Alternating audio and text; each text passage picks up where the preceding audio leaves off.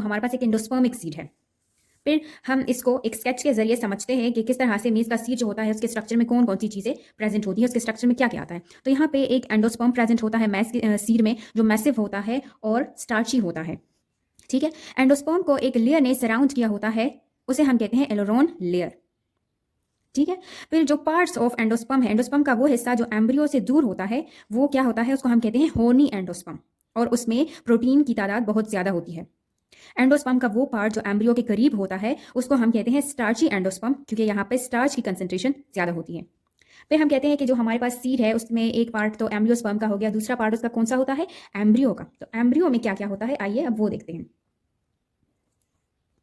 क्योंकि ये हमारे पास एक मोनोकोट सीड है तो यहाँ पर हमारे पास एक ही कोटिलेडन प्रेजेंट होगा, और वो कोटिलेडन थोड़ा सा मॉडिफाइड होता है, इसलिए उसके लिए हम एक अलग टर्मिनोलॉजी यूज करते हैं, दैट इज स्कूटेलम। अब स्कूटेलम के जो आउटर सेल्स होते हैं उनको हम कहते हैं एपिथेलियल लेयर।